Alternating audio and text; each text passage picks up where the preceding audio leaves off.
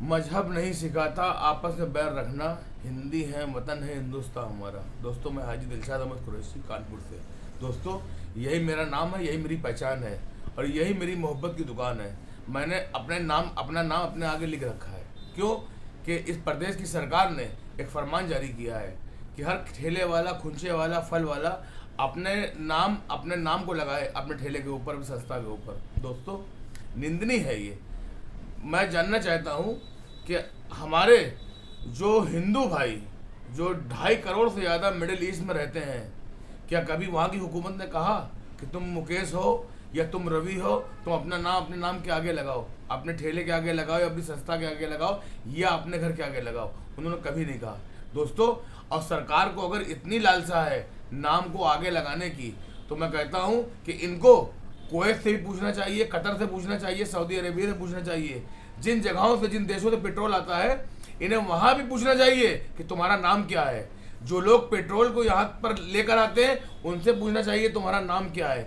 इन्हें उनसे भी नाम पूछना चाहिए जो अहम कामों में मुसलमान अपना योगदान देते हैं। दोस्तों इस तरह की बातों से नफरत के सिवा कुछ नहीं फैलता, सिर्फ नफरत फैलती है। और मैं अपील करता हूं अपने उन कांवड़िया भाइयों से जिनके रास्तों में हम मुसलमान पट्टियां लेकर खड़े होते हैं, केले लेकर खड़े होते हैं, पानी लेकर खड़े होते हैं, खाना लेकर खड़े होते हैं, और वो उतनी ही मोहब्बत से हमसे पेश आते हैं और हमारा नाश्ता, खाना, केला लेते हैं और खाते हैं, पानी लेकर पीते हैं। दोस्तों हम उन कांवड़ियों भाई से भी अपील करना चाहते हैं, वो शिव के भक्त है, शिव जी की आराधना में विलीन है। वो शिव जी का नाम लेकर वो सैकड़ों किलोमीटर चलते हैं पैदल और गंगा जल लेकर जाते हैं। दोस्तों उनके अंदर भी इतनी करुणा, इतनी मोहब्बत, इतना ज्ञान होना चाहिए कि वो शिव जी के मार्ग पर चले। हम उनके असली दोस्त हैं, असली हितैषी हैं। अगर हम उनके रास्ते में खड़े होकर उनकी सेवा कर रहे हैं तो हमारी सेवा लेना भी उनका दायित्व है और उनको ही समझना चाहिए कि हम ही उनके असली हितैषी हैं। हम हो या कोई सिख भाई हो, कोई दलित भाई हो, कोई भी उनकी मदद के लिए रास्ते में खड़ा है तो वो उनका अपना भाई है। ये सरकारें आदेश देती हैं और अपने एसी रूम में बैठ जाती हैं। ये कभी झांकने नहीं आती है किसी कांवड़िए के पैर में कंकड़ लग गया है या कांटा लग गया है, कोई फीवर में है, कोई बुखार में है, कोई भूखा है।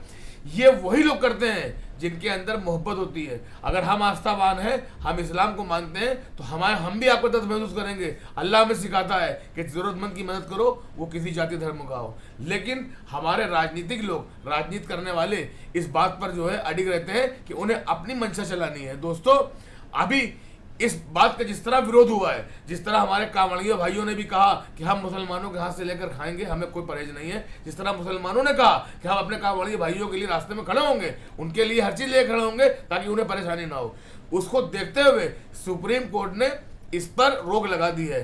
अगला फैसला अगली डेट दे दी है, उस पर सुनवाई होगी। लेकिन मैं आप कांवड़ी भाइयों से कहना चाहता हूं कि आप जिस तरह निकलते हैं रास्तों से, आप शिव भक्त बन के निकलिए और हम भी इस्लाम के चाहने वाले बनकर रास्ते में खड़े होकर आपका स्वागत करेंगे।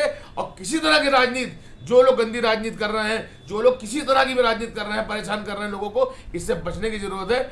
आप हमारे हैं, हम आपके हैं, हम एक दूसरे के पूरक हैं और हम ही जरूरत पड़ने पर आपके लिए खड़े होंगे और जरूरत पड़ने पर आप हमारी मदद करेंगे। हम हिंदू भाई से कह रहे हैं, मुसलमान भाइयों से भी अपील कर रहे हैं, हिंदू भाइयों से अपील कर रहे हैं कि एक दूसरे का सहयोग बना के रखें और जो देश में मोहब्बत की दुकान चल रही है, इस दुकान को कायम रखें और नफरत बोने वालों को मुंह तोड़ जवाब दें।